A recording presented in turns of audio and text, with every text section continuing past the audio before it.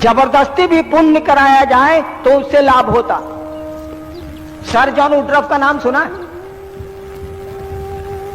Calcutta high court में जज थे। उस समय एक ही हाई कोर्ट था पूरे देश में, कलकत्ते में। वहां एक जज थे, नाम था सर जॉन वुडरॉफ। एक बार एक भारतवर्ष का आदमी सर जॉन वुडरॉफ से मिलने गया।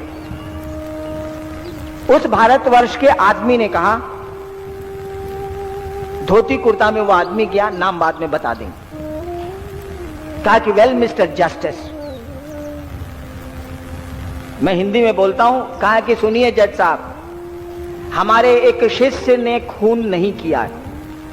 आज आपके न्यायालय में उसका केस आया है, उसको फांसी नीचे हो गई है, आप उसको माफी दे देंगे? अंग्रेजी में उसने कहा उस जज को। भाई आज जो जज साहब के यहां कोई बात कहने जाए तो वो अरेस्ट होगा। वो जमाना था साहब। सर जॉन वुडरॉफ ने कहा गेट आउट, बाहर जाइए। कहा कि जज साहब मैं जा तो रहा हूं, लेकिन आपको ये बात कह देता हूं कि उस मेरे शिष्य ने खून नहीं किया है, गलत आरोप उस पर लगे हैं और आप उसके केस को एडमिट करेंगे और क्वीन एक्विटल देंगे आप। कहा गेट आउट।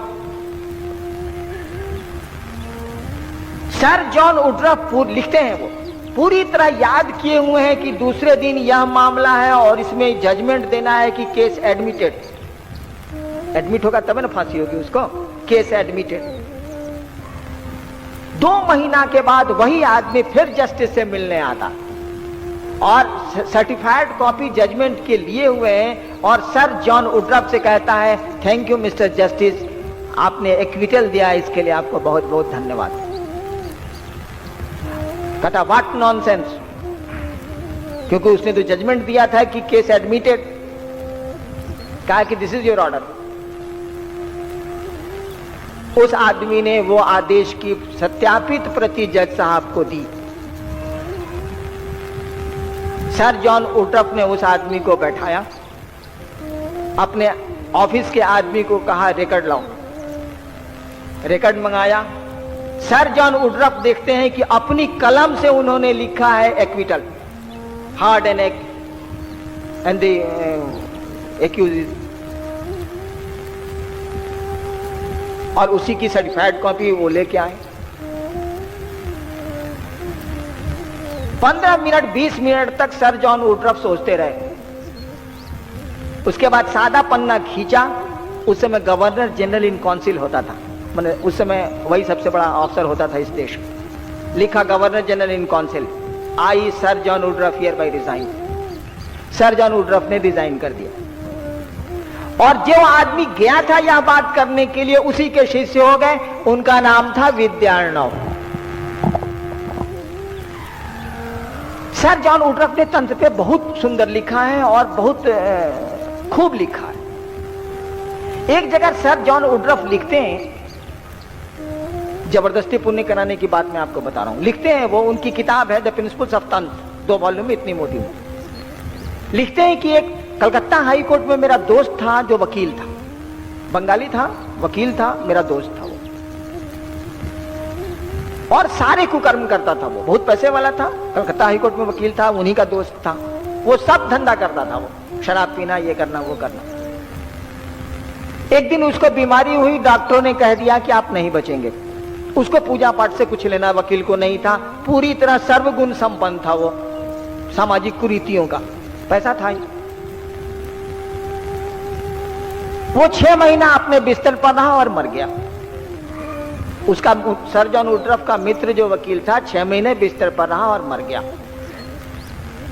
सर जॉन वुडरॉफ लिखते हैं कि जब वो मर गया तो मैंने उसको आसमान में बुलाया, आसमान से बुलाया और उससे बातें की।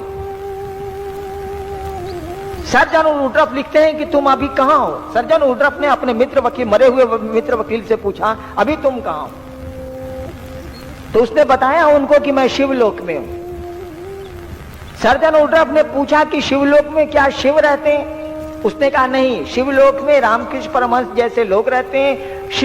शिवलोक का कोई आदमी शिव के पास नहीं जा सकता, शिवलोक में शिव नहीं रहते। कहा कि तुम शिवलोक में कैसे चले गए, तुम्हारा तो सब धंधा खराब था। कहा कि जानते हैं जब हम 6 महीना बीमार रहे तब तो कहीं जा नहीं सकते थे, तो मेरी पत्नी क्या करती थी कि कभी रामचरितमानस, कभी गीता, कभी महाभारत, सब बंगला में है, सब ले लेके पढ़ के हमको सुनाया करती थी। और तो मैं बिस्तर पे पड़ा था, कुछ कर नहीं सकता था, कहीं जा नहीं सकता था, लाचारी पत्नी पढ़ती रहती थी, मैं सुनता रहता।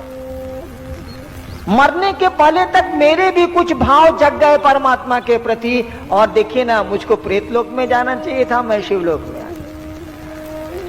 मैं आपको कह रहा था, जबरदस्ती भी पुण्य कराइए, जबरदस्ती भी महादेव का चेला बनाइए, अपना पॉकेट खर्चा करके चाय पिला के भी उसको राय दीजिए कि हे महादेव तो गुरु हैले ने, जरा मान के देखो ना क्या लगता है। रात में सोते समय ही बिस्तर पे कहना, याद करके उनकी तस्वीर को, उनके पांव पर अपने मन को ले जाके मन ही मन प्रणाम करके कि हे महादेव आपके हम चेला हैं, आप हमारे गुरु हैं, हम पर दया नहीं करिएगा। इतना करने में क्या लगता है भाई साहब, इतना उस शिव को निवेदित करने में क्या लगता है कि आप तो बाप मेरे हैले हैं, चलिए आज से एक और रिश्ता बनाया। रविन्द्रनाथ ठाकुर कहते हैं ना, आमी नटराजेर चेला, चित्ताकाशे देखची खेला, बांधन खोलेर सीखची साधन, महाकालेर त्रिशूल नाचे। मैं नटराज का चेला हूं। अरे भैया, कोई आदमी को गुरु मानते हैं, उससे बड़ा तो गुरु होता ही नहीं है। कम से कम मन में तो खुशफहमी रहेगी ना कि साला महादेव के हम